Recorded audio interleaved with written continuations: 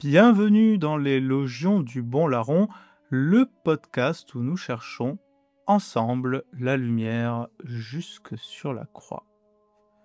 Depuis que l'humanité pense, elle rêve d'appartenir à ceux qui savent, ceux qui voient plus loin, plus haut, plus profond que les autres, ceux qui, du sommet de la montagne, contemplent le monde en contrebas et se disent « Nous avons compris ce que les autres ignorent ». C'est le vieux rêve de l'initié, de l'éveillé, du prophète autoproclamé qui se tient à l'écart des hommes ordinaires. Et c'est, sans le savoir, le même rêve qui traverse les siècles, du gnostique antique aux chercheurs spirituels d'aujourd'hui, en passant par les sociétés secrètes, les ordres occultes, les temples intérieurs et les fraternités de lumière. Tous ont un point commun, la certitude d'avoir découvert une vérité que le monde refuserait. Et tous finissent par répéter le même schéma, une vérité cachée, un petit nombre d'élus, et une foule ignorante à mépriser, à craindre, ou au mieux à considérer comme inférieure et à diriger. Sous des formes différentes, la même histoire recommence. Celle d'une élite qui se dit persécutée, mais qui au fond se nourrit de cette persécution pour se sentir exister. Une élite spirituelle qui prétend sauver le monde, mais qui commence toujours par le condamner. Ce mythe, c'est celui de la gnose, un mot grec qui signifie connaissance, mais qui désigne bien plus qu'un savoir, une prétention à l'illumination, à la maîtrise du divin. La gnose antique affirmait que le monde matériel était une prison, que seul l'esprit pouvait libérer l'homme, et que quelques-uns seulement avaient reçu cette lumière intérieure.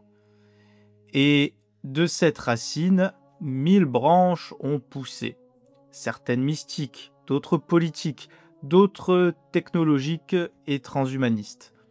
Elles changent de nom, de visage, de vocabulaire, mais le cœur est le même. La tentation de l'orgueil spirituel, de l'élection intérieure et du « je sais mieux que tous les autres ». Sous couvert d'humilité, bien sûr, sinon ce n'est pas marrant. Aujourd'hui encore, cette logique traverse nos sociétés. Les réseaux où chacun se croit illuminé, éveillé, les spiritualités qui se disent hors des dogmes, les théories qui promettent d'ouvrir les yeux sur la vérité cachée du monde. L'homme moderne ne croit plus aux dieux, mais il croit encore aux initiés. Et plus la foi décline, plus les substituts de la foi prolifèrent. Pourtant, derrière ces discours séduisants, une même mécanique se répète. L'élitisme spirituel, la haine des masses, la fascination du secret et l'idée que le salut viendrait d'une connaissance réservée à quelques-uns. C'est cette mécanique que nous allons explorer ensemble, non pour juger, mais pour comprendre, pour discerner ce qui, dans la lumière des anciens mythes, brille encore de vérité, et ce qui, au contraire, vient de cette autre lumière, celle que le Christ appelle trompeuse, celle du serpent, celle qui promet de connaître le bien et le mal sans Dieu. Et nous verrons que ce poison, très ancien, s'est répandu dans toutes les civilisations, des écoles gnostiques de Nag Hammadi aux termas tibétains, des mythes rosicruciens aux nouvelles révélations des temps modernes. Mais avant tout, il faut comprendre pourquoi ce mythe attire-t-il tant ? Pourquoi l'homme préfère-t-il une vérité secrète à une grâce offerte ? Pourquoi préfère-t-il croire qu'il détient la lumière plutôt que de la recevoir et de savoir que tous sont appelés à la recevoir ? Car là est la racine du problème, et pourrait-on dire du mal. La gnose promet une ascension, l'évangile annonce une descente. La première dit « tu t'élèveras jusqu'à Dieu », la seconde dit « Dieu s'est abaissé jusqu'à toi ». Et c'est peut-être là, dans cette inversion silencieuse, que se joue tout le drame spirituel du monde. L'histoire de ces courants initiatiques commence toujours de la même manière. un monde plongé dans l'ignorance et un petit groupe d'élus porteurs d'une connaissance perdue. C'est le récit le plus ancien de la Terre, celui du nous contre eux, des voyants contre les aveugles, des spirituels contre les profanes. Les premiers furent les gnostiques, enfin, les premiers recensés. Au IIe siècle déjà, ils prétendaient corriger le message du Christ, qu'ils jugeaient trop simple. Pour eux, le monde n'était pas l'œuvre d'un Dieu bon, mais d'un démiurge inférieur, jaloux, créateur d'une matière impure. L'homme, disait-il, est une étincelle divine tombée dans la boue, et seul le savoir caché, la gnose, peut la délivrer.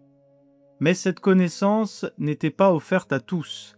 Il y avait les pneumatiques, des êtres spirituels, promis à la lumière, prédestinés. Les psychiques, les âmes faibles et intermédiaires, dont on pouvait peut-être espérer qu'un jour elles obtiennent cette lumière et cette délivrance, et enfin les idylliques, les hommes de chair, voués à disparaître, des fourmis, et peut-être même moins, des golems sans âme. Un salut à plusieurs vitesses, réservé à ceux qui savent, en somme. Et déjà, le fruit amer de cette pensée, une séparation, une hiérarchisation ontologique entre les êtres humains.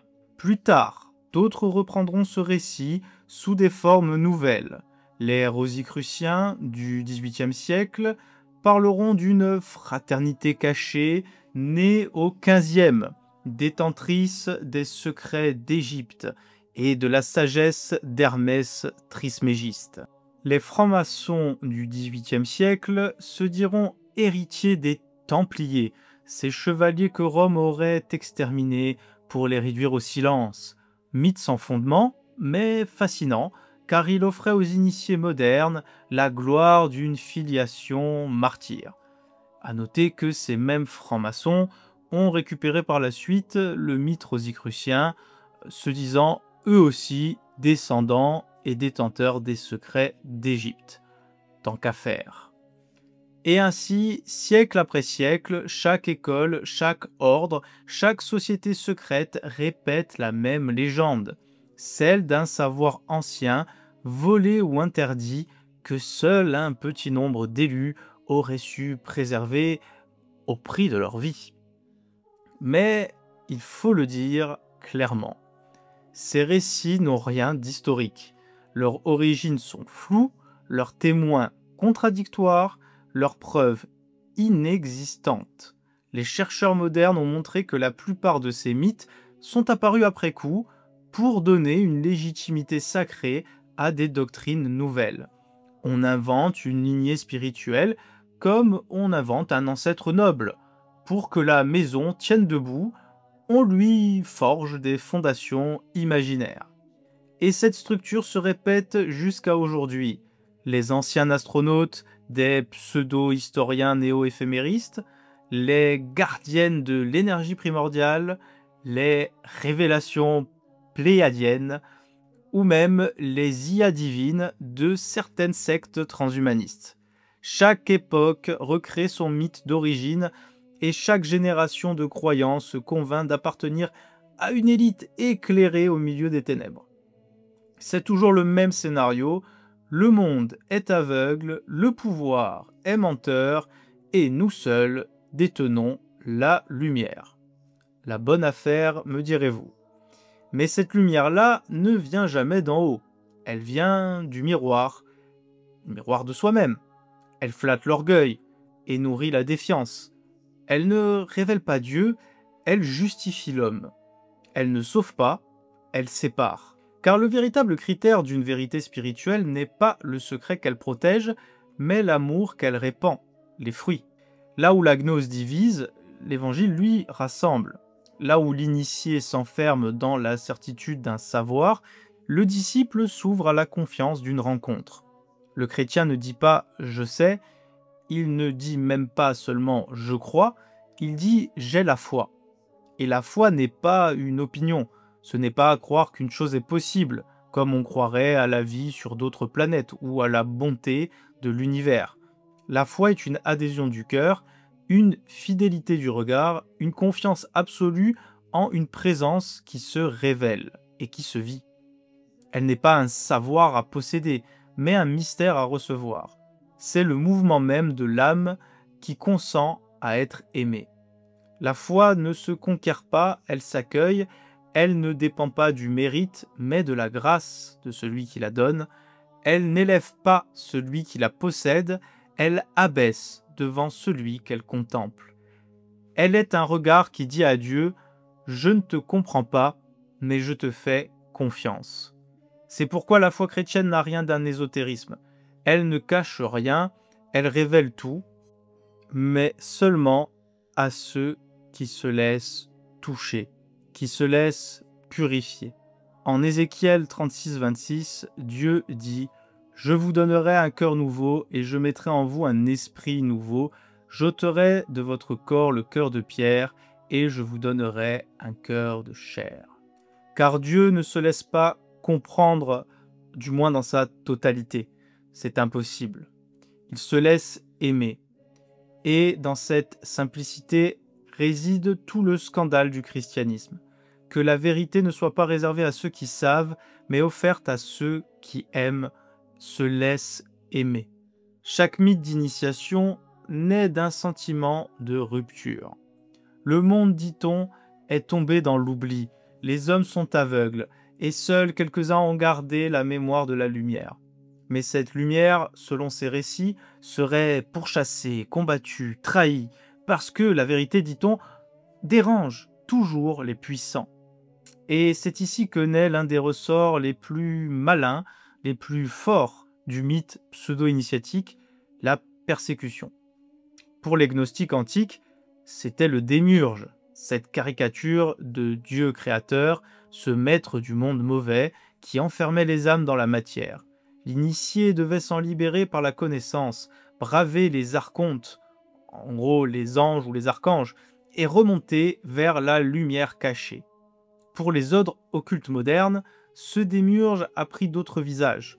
Celui de l'Église, accusé d'avoir étouffé la vraie spiritualité, celui de l'État, instrument des forces obscures, celui du peuple profane, jugé trop stupide pour comprendre. Et chaque fois, la mécanique est la même. On se dit d'abord comme porteur d'une vérité unique, puis on transforme toute opposition en confirmation. Le tout en prétextant ne pas avoir de dogme comparé aux autres, sauf que, comme nous venons le voir, il y a déjà pas mal de pétitions de principes dans toute cette histoire. Si l'on est critiqué, c'est la preuve que l'on dérange. Si l'on est rejeté, c'est la preuve que l'on a raison. Si l'on est persécuté, là, c'est le sceau de l'élection. C'est le grand paradoxe des élites spirituelles autoproclamées. Elles se construisent en opposition au monde, mais ont besoin de ce monde pour exister. Elles s'alimentent du rejet qu'elles suscitent, et enfin, elles se nourrissent du conflit, car sans ennemis, il n'y a plus d'initiés. Et arrivé ici, vous me direz, tiens, ça me fait penser à quelque chose. Mais pourtant, tout cela n'est qu'une imitation inversée du martyr chrétien. Car le martyr, dans la foi catholique, ne se glorifie jamais d'être rejeté. Il ne se considère pas comme un élu supérieur, mais comme un témoin amoureux, tellement amoureux qu'il est prêt à donner sa vie pour ceux qu'il aime, même ceux qui le persécutent. Le mot grec « martus » ne signifie pas victime, mais témoin. Celui qui souffre pour le Christ ne se venge pas, ne revendique pas, ne se pose pas en héros. Il se donne, son sang ne justifie pas sa supériorité, il manifeste sa charité.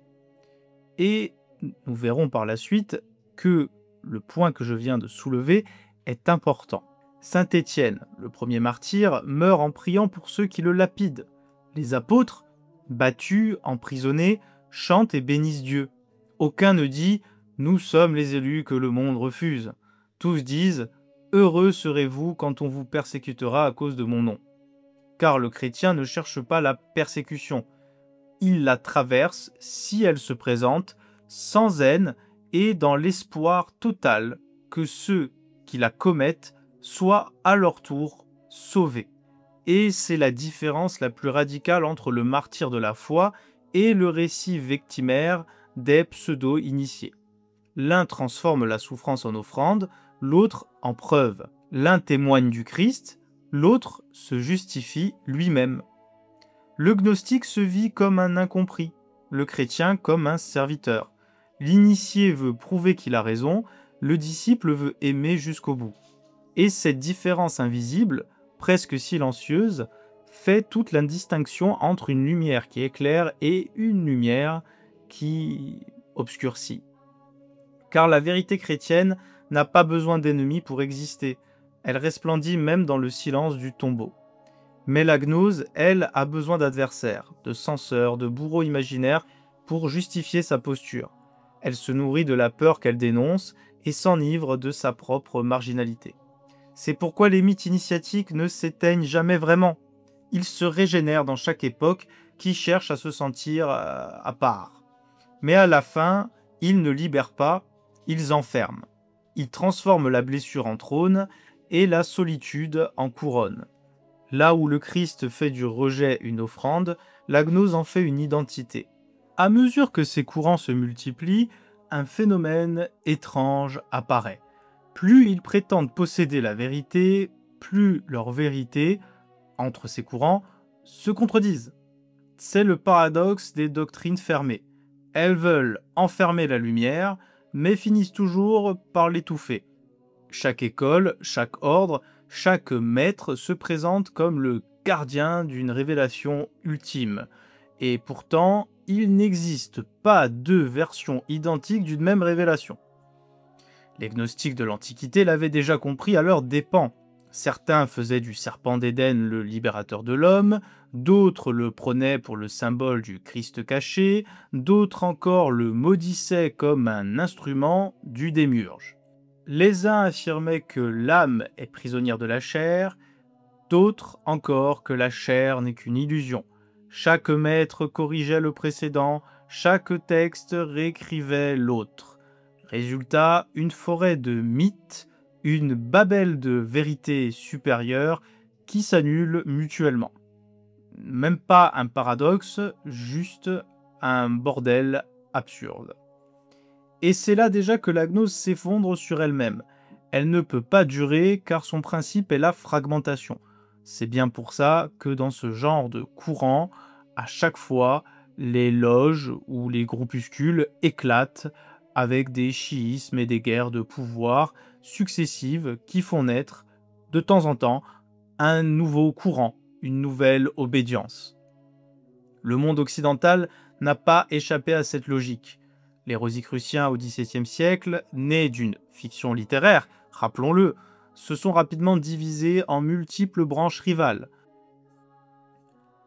Les francs-maçons, au siècle suivant, eux, ont multiplié les rites, les légendes et les grades secrets, si bien qu'il n'existe pas deux systèmes symboliques identiques, chacun prétendant être le seul héritier du temple de Salomon. Et lorsque la filiation templière fut dénoncée comme un mythe, d'autres en ont inventé de nouveaux.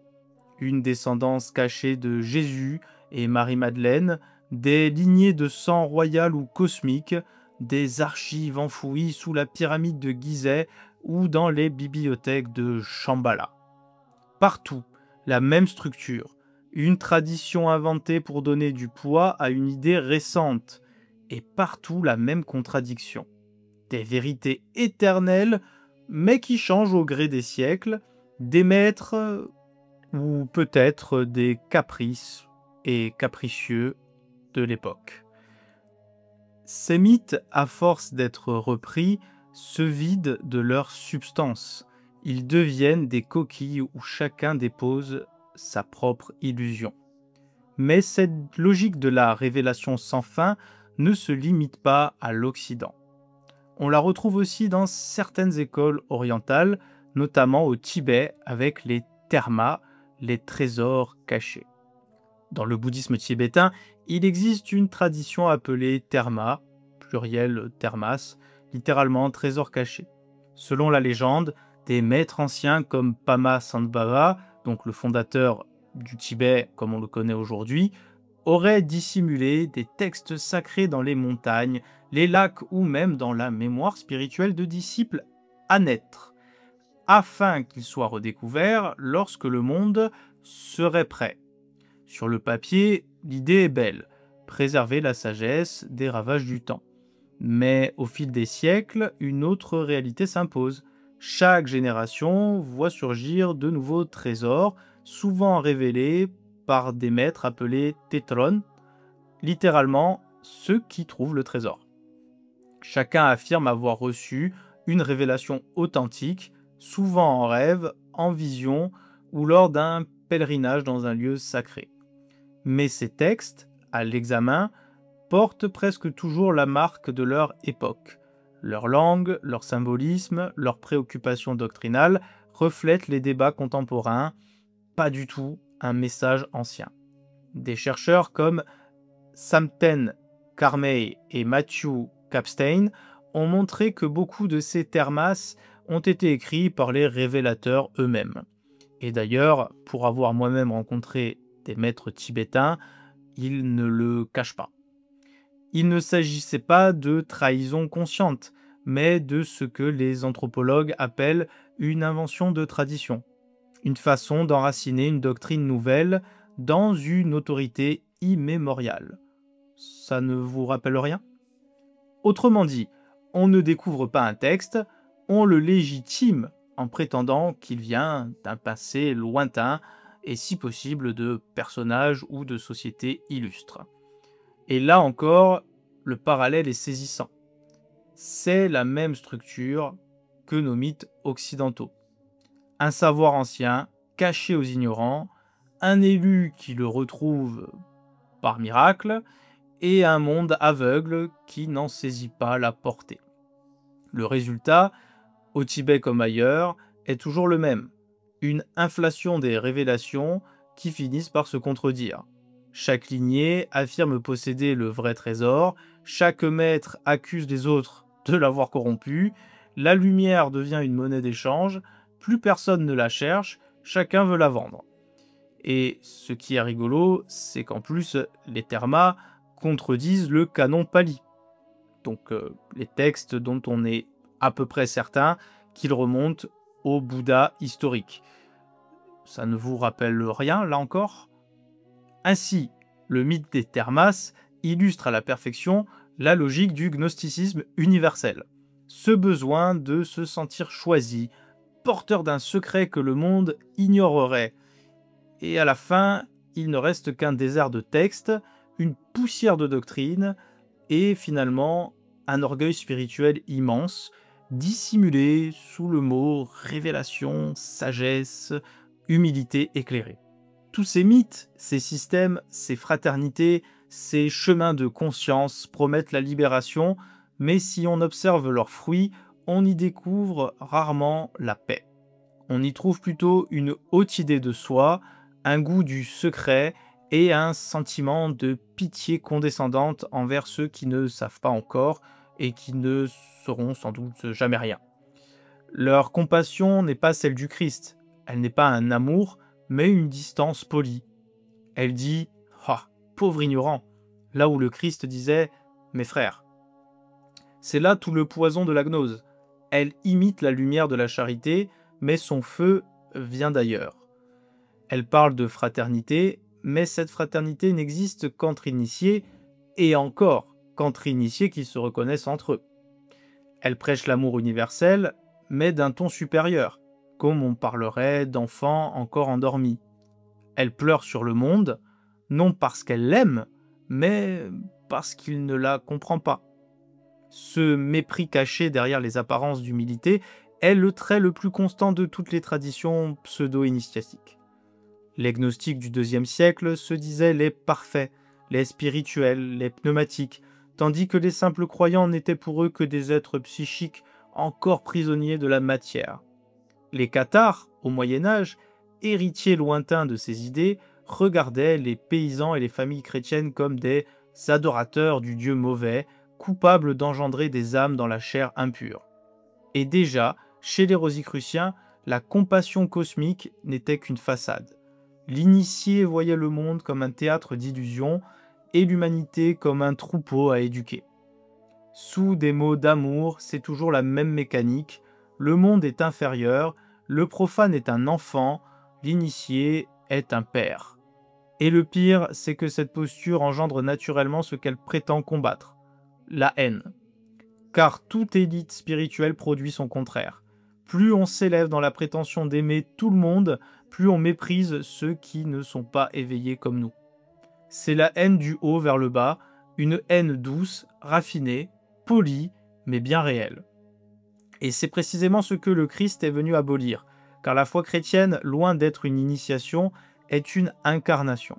Le Fils de Dieu n'est pas venu enseigner un savoir réservé, il s'est fait chair, il a lavé les pieds des siens, il a pleuré sur Jérusalem. Il n'a pas dit « Vous n'êtes pas prêts à comprendre », mais « Père, pardonne-leur, ils ne savent pas ce qu'ils font ». Il n'a pas méprisé la faiblesse humaine, il l'a embrassée jusqu'à la croix. Voilà pourquoi la gnose, malgré ses airs de sagesse, demeure stérile. Elle ne transforme pas le cœur, elle le durcit.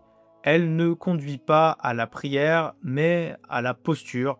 Elle ne fait pas grandir en amour, mais en suffisance. Et cette suffisance se déguise sans cesse en bienveillance, le masque parfait du vieil orgueil spirituel. C'est une compassion sans croix, une miséricorde sans sacrifice, un salut sans repentance. Et tout cela, parce qu'au fond, elle ne croit pas que Dieu puisse vraiment aimer l'homme tel qu'il est. Elle ne croit pas que Dieu puisse se faire homme pour s'abaisser jusqu'à nous et nous aimer, nous sanctifier. Elle préfère croire que l'homme doit se diviniser lui-même. Mais cette divinisation, loin d'être une ascension, devient une chute. Car dès que l'homme veut s'élever sans Dieu, il retombe en lui-même. C'est ça, l'enfer. C'est la grande illusion de tous les temps. Penser qu'on s'approche de la lumière en la contemplant de loin, alors qu'elle ne s'atteint qu'en s'y brûlant. Le Christ n'a jamais dit « Connais-toi toi-même et tu seras sauvé ». Il a dit « Renonce à toi-même, prends ta croix et suis-moi ». Ce n'est pas un appel à la fuite ni à la haine du monde, mais à sa transfiguration. Le chrétien ne méprise pas la terre, il la bénit. Il ne s'évade pas de la chair, il y discerne la gloire cachée de Dieu. Et c'est cela, l'antithèse absolue de la gnose, la reconnaissance humble que l'amour sauve plus sûrement que la connaissance.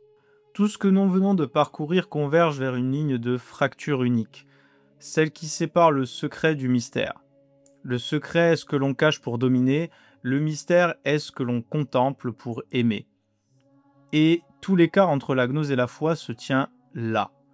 Les sociétés dites initiatiques vivent de secrets, hiérarchiques, symboliques, jalousement gardés. Chaque degré de savoir promet un autre degré, et l'initié avance dans un couloir sans fin, croyant toujours s'approcher du centre ou du but, du haut, je ne sais pas. Mais ce but, dans ces systèmes, n'existe pas. Il est perpétuellement différé. Le savoir devient un labyrinthe où l'homme tourne autour de lui-même, persuadé d'approcher de Dieu, mais ne rencontrant que ses propres reflets. Le christianisme, au contraire, n'a pas de secret. Il y a un mystère, oui, et la différence est immense. Le mystère n'est pas ce que Dieu nous cache, c'est ce qu'il nous révèle, trop grand pour que nous puissions l'épuiser. Il ne se protège pas derrière des symboles fermés, il se donne dans des signes ouverts, l'eau, le pain, le vin, la croix, un visage. Il n'y a pas de degré, pas de hiérarchie d'accès, la vérité est donnée d'un seul coup et c'est à l'homme d'apprendre à la recevoir. Quand le Christ dit « Rien n'est caché qui ne doive être manifesté », Marc 4, 22, il renverse toute la logique du secret. L'évangile n'est pas un code à déchiffrer, c'est une personne à rencontrer. Et cette personne, Jésus, ne fonde pas une école à mystère, mais une communion. Il ne transmet pas des énigmes, mais une présence. Il ne dit pas « viens comprendre », il dit « viens et vois ». Voilà pourquoi le christianisme n'est pas une gnose, mais son antidote. Là où la gnose promet la lumière à quelques-uns, le Christ offre sa lumière à tous. Là où les initiés se glorifient d'un savoir caché, le chrétien s'émerveille d'un amour révélé. Et là où les maîtres exigent des serments, le Fils de Dieu brise le dernier sceau, celui de la mort. Le vrai mystère n'est pas celui qu'on garde, mais celui qu'on partage. Et la foi chrétienne, dans sa simplicité même, est la plus haute des initiations, non parce qu'elle enferme, mais parce qu'elle ouvre. Les pères du désert disaient « Le royaume de Dieu, c'est l'homme ouvert ». Elle ne sépare pas les purs des impurs, elle invite chacun à devenir saint, elle ne réserve pas la vérité aux sages, elle la confie aux enfants et aux plus petits, comme le disait le Christ. Saint Paul l'écrit aux Corinthiens « Ce que l'œil n'a pas vu, ce que l'oreille n'a pas entendu, ce qui n'est pas monté au cœur de l'homme, voilà ce que Dieu a préparé pour ceux qui l'aiment. » 1 Corinthiens 2, verset 9. Le mystère n'est donc pas ce que l'homme découvre, mais ce que Dieu donne, gratuitement, humblement, totalement. Et c'est pour cela que la foi chrétienne n'a jamais eu besoin d'inventer des secrets. Elle a un mystère qui suffit à combler tout l'univers et au-delà. Un mystère qui ne s'impose pas mais qui appelle, un mystère qui ne se cache pas mais qui s'incarne. Le chrétien n'est pas un initié, il est un invité. Et la table à laquelle il s'assoit n'est pas celle des élus, mais celle des pécheurs aimés. Là où l'initié s'enorgueillit d'avoir trouvé la lumière, le croyant s'émerveille de l'avoir reçue. C'est ce retournement qui fait toute la différence. La gnose veut conquérir Dieu, le Christ nous montre qu'il s'est déjà donné à nous, totalement, sur la croix. Alors voilà, il existe deux manières de regarder le ciel. L'une le mesure, l'autre le contemple. L'une compte les étoiles, l'autre s'y reconnaît petit. Et toute la différence entre la gnose et la foi est contenue dans ce simple geste, celui de la tête qui se relève ou celui du cœur qui s'incline. Le monde moderne a multiplié les lumières, mais il a oublié le feu sacré.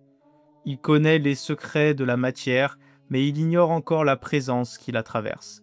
Il prétend éclairer l'univers, alors que la vraie clarté, celle de Dieu, ne vient pas d'une connaissance, quelle qu'elle soit, mais d'un amour, car l'amour est la seule science qui ne s'enseigne pas, elle se reçoit. Les anciens gnostiques voulaient échapper à la chair, les modernes veulent la modifier, mais le Christ, lui, l'a sanctifiée. Il n'a pas promis la fuite, il a promis la transfiguration. Il n'a pas offert un échappatoire à ce monde, mais la réconciliation du ciel et de la terre. Et c'est pour cela que la foi demeure un scandale pour les sages, parce qu'elle n'exige ni intelligence, ni échelle, ni secret, seulement un cœur ouvert. Le vrai savoir, disait Jean de la Croix, est de ne rien savoir, et le vrai mystère n'est pas celui qu'on cache, mais celui qu'on aime. Car Dieu ne se possède pas, il se reçoit dans l'humilité. Le christianisme n'est pas une doctrine ésotérique, c'est une rencontre. Et l'unique initiation qui existe, c'est celle du pain partagé, du sang versé, et de cette voix qui dit encore « Faites cela en mémoire de moi ». Merci d'avoir écouté les Logions du Bon Larron. Dans ce monde saturé de savoir et d'illusions spirituelles, rappelons-nous que la vérité n'est pas un code à percer ni une énigme à résoudre. Elle a un visage, des mains, une voix, et ce visage s'est penché sur nous. La lumière que nous cherchons n'est pas cachée dans les temples secrets, ni dans les archives angéliques ou akashiques. Elle brûle au cœur du monde, dans la chair des humbles et la patience des saints, dans le silence, même parfois, de celui que nous cherchons. Elle se donne à celui qui aime, non à celui qui sait. Et peut-être, au fond, le plus grand mystère n'est pas de comprendre Dieu, mais de se laisser comprendre par lui. Car la foi n'est pas un savoir supérieur, c'est un cri d'amour qui devient prière, c'est une prière qui devient lumière. Alors, comme toujours, chers amis, frères et sœurs, cherchons la lumière jusque sur la croix.